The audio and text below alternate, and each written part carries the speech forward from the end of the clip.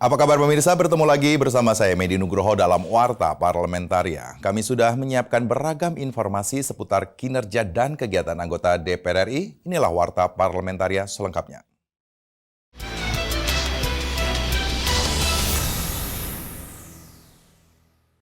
Anggota Komisi 10 DPR RI mengingatkan mulai dibukanya pariwisata Bali bagi wisatawan mancanegara perlu diawasi ketat agar tidak terjadi klaster COVID-19 yang baru.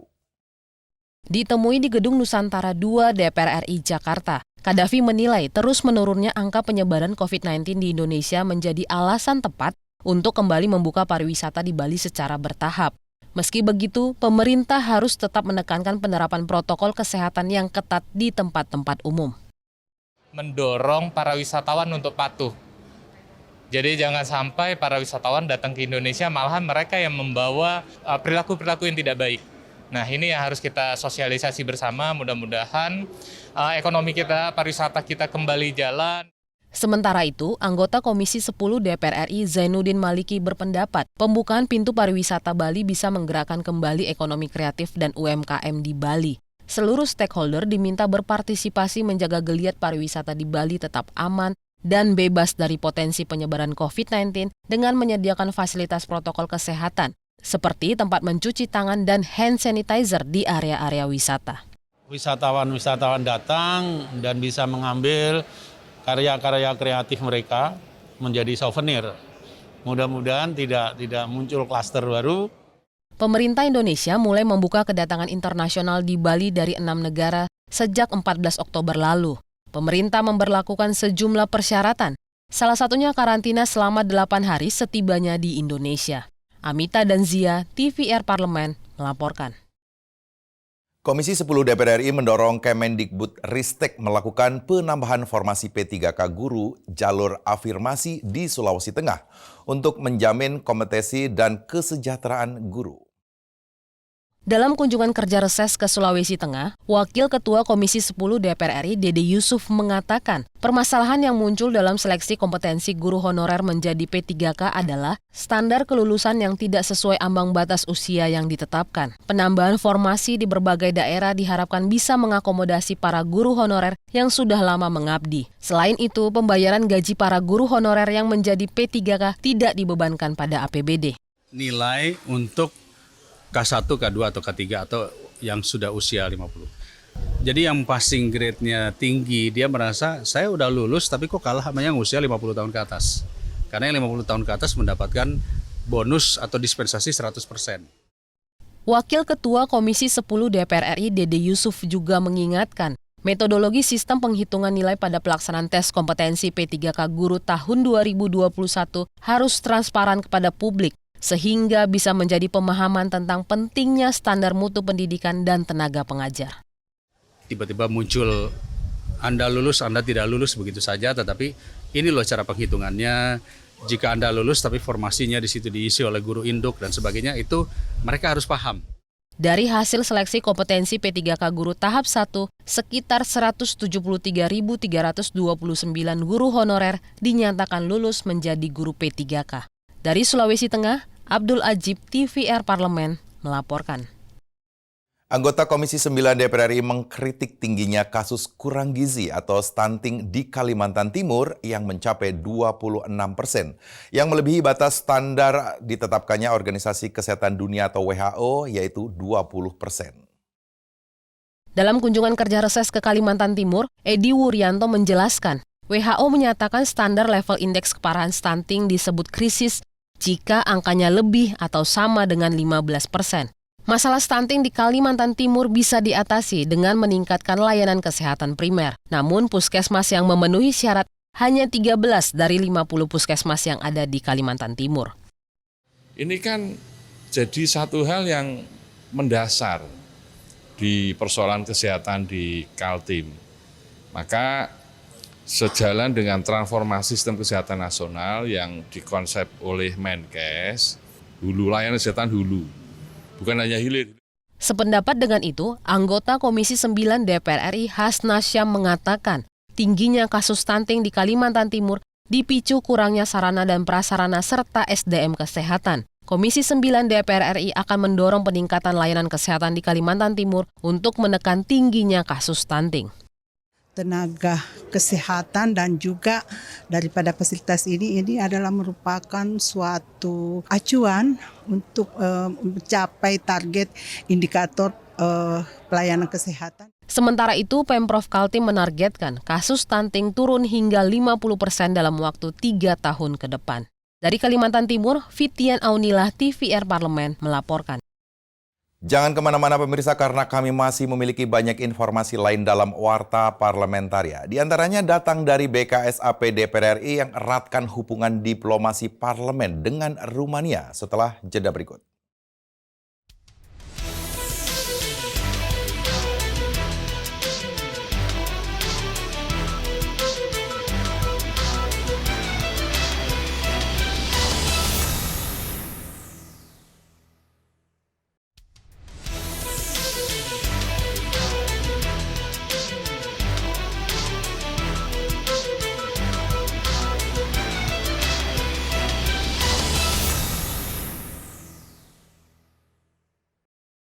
Delegasi BKSAP DPR RI melakukan kunjungan diplomasi ke Rumania, bertemu dengan Parlemen Rumania membahas penguatan kerjasama dalam berbagai bidang. Diterima oleh Presiden Komisi Luar Negeri Parlemen Rumania, serta Ketua Grup Kerjasama Bilateral Rumania-Indonesia. Wakil Ketua BKSAP DPR RI Putu Supatmarudana mengatakan, DPR RI akan mendorong kerjasama kedua negara di semua sektor, baik dari pemerintah, antar parlemen, antar bisnis, hingga antar masyarakat. We have a workforce of 270 million population, so at least we have our age of population is very young, so we have the workforce also, the skilled worker to work here, probably in the tourism sector. Wakil Ketua BKSAP DPR RI Madani mengatakan, hubungan diplomatik Indonesia dengan Rumania telah terjalin sejak 1950. Rumania salah satu yang paling awal mengakui kedaulatan Indonesia. Kita juga sejak 1950 sudah memiliki hubungan diplomatik yang resmi, artinya Rumania sangat strategis bagi Indonesia. Ketua BKSAP DPR RI Fadlizon menjelaskan, Rumania turut menyumbang pembangunan gedung DPR RI atau yang dulunya disebut dengan gedung Konevo. Dulu memang itu gedung Konevo itu kan dibantu juga oleh negara-negara Soviet dan Eropa Timur. Setahu saya termasuk juga dari Romania pada tahun 60-an awal ya. Mustaqim, TVR Parlemen, melaporkan. Untuk meningkatkan produktivitas, efisiensi, kualitas, dan pendapatan hasil pertanian di Gorontalo, Wakil Ketua DPR RI Korinbang Rahmat Gobel menyerahkan alat dan mesin pertanian atau Al-Sintan di Kabupaten Gorontalo agar kesejahteraan petani Gorontalo semakin baik. Wakil Ketua DPR RI Rahmat Gobel menegaskan pentingnya penggunaan alat dan mesin pertanian atau Al-Sintan dalam mengolah tanah dan hasil pertanian di Gorontalo, khususnya untuk padi dan jagung. Menurutnya, alat pengolahan tradisional akan berdampak kepada terbatasnya produksi hasil pertanian. Kalau dulu kita gunakan kerbau, sapi, sekarang kalau kita masih menggunakan itu, kita akan ketinggalan jauh. Ketika memasak tanam pupuk dan bibit selalu terlambat, betul kan? Ketika berproses penggunaan alat juga masih tradisional. Yang ketiga, pasca panen harga jatuh. Rahmat Gobel mengingatkan alat traktor harus dirawat dan dipelihara dengan baik. Gobel berharap program pelatihan untuk pemeliharaan alat traktor harus dilakukan secara berkala. Jangan sampai alat traktor yang diberikan tidak bermanfaat, bahkan rusak untuk mengolah hasil pertanian. Bapak Ibu harus bisa memahami, harus punya keterampilan dalam menggunakan alat ini supaya untuk mengelola tanah sawah kita ini bisa menghasilkan hasil padi ataupun jagung yang baik. Dari Provinsi Gorontalo, Hilman Hidayat, TVR Parlemen melaporkan. Badan Urusan Rumah Tangga DPR RI melaksanakan kunjungan spesifik ke Rumah Sakit Rajak di Purwakarta. Kunjungan tersebut guna mengetahui dan memahami secara langsung sejauh mana persiapan pelayanan rumah sakit serta kendala apa yang dihadapi oleh Rumah Sakit Rajak Purwakarta.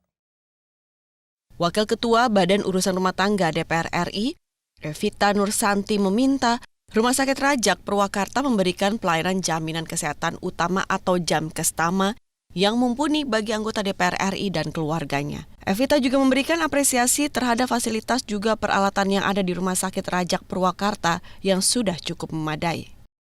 Kunjungan ini adalah kunjungan rutin pengawasan yang kami lakukan dalam rangka pengawasan Jamkestama untuk anggota DPR RI dan keluarganya.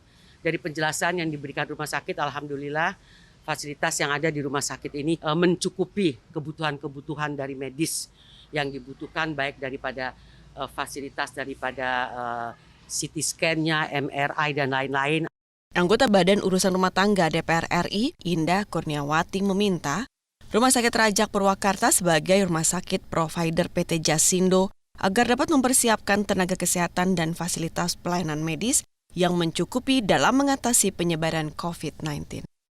Maka rumah sakit ini harus mengantisipasi baik tenaga kesehatannya maupun fasilitas yang disiapkan agar jika terjadi sesuatu ledakan lagi, outbreak, sudah siap untuk mengantisipasi dan menangani. Dari Provinsi Jawa Barat, Bondan Imana, TVRI Parlemen melaporkan. Pemirsa, kami masih memiliki banyak informasi lain dalam Warta Parlamentaria. Tetaplah bersama kami.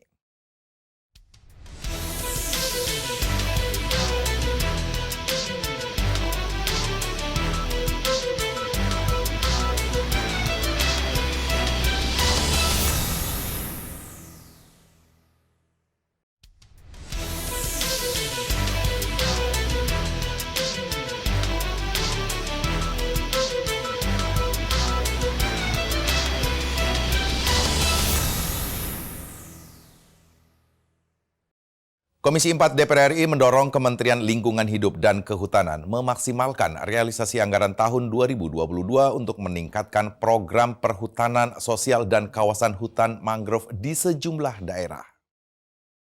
Anggota Komisi 4 DPR RI, Ono Surono, mengatakan, perhutanan sosial selain sebagai aspek penjaga kawasan ekosistem hutan yang lestari, juga dapat dimanfaatkan untuk meningkatkan produktivitas ekonomi masyarakat setempat.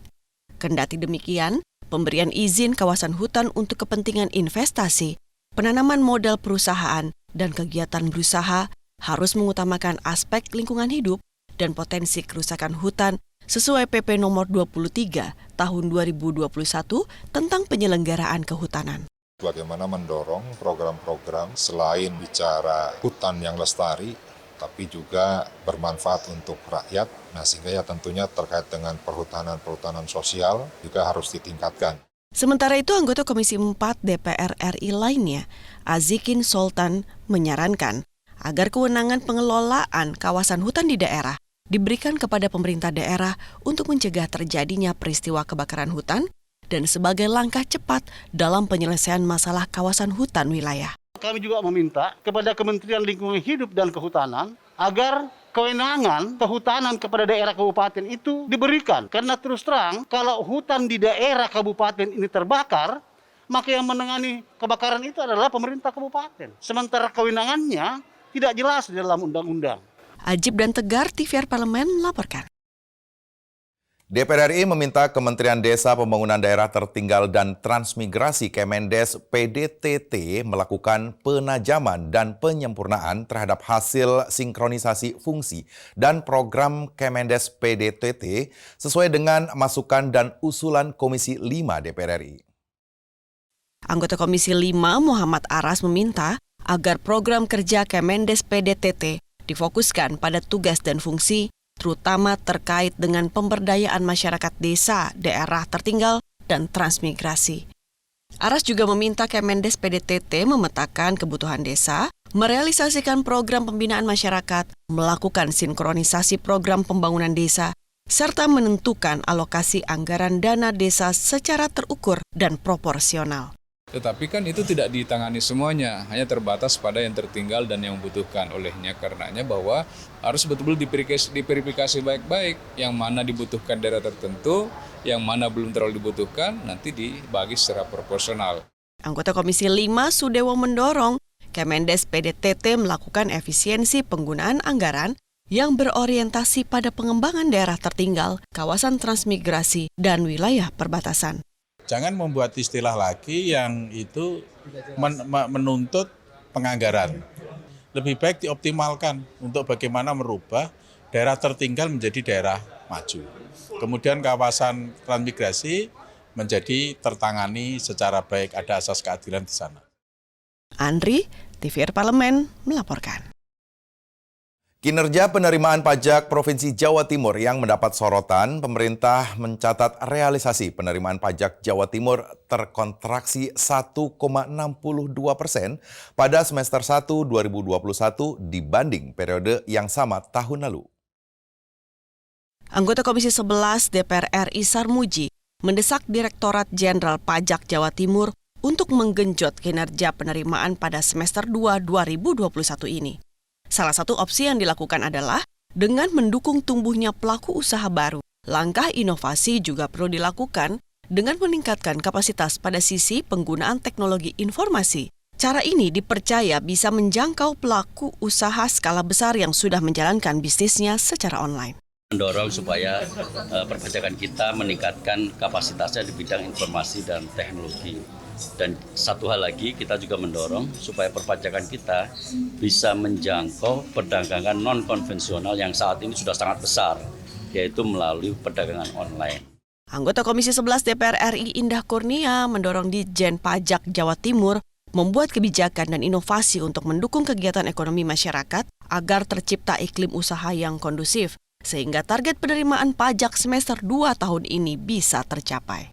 Mobilitas sudah mulai meningkat, aktivitas sudah meningkat. Kita berharap ekonomi dapat segera pulih meskipun belum tentu seperti semula, tapi paling tidak bisa menunjukkan sesuatu yang membuat kita optimis. Dari Provinsi Jawa Timur, Yoga TVRI Parlemen melaporkan. Demikianlah beragam informasi seputar aktivitas DPR yang sudah kami susun dalam Warta Parlamentaria. Saya Mendy Nugroho beserta kerabat kerja yang bertugas undur diri. Terima kasih atas perhatian Anda. Sampai jumpa.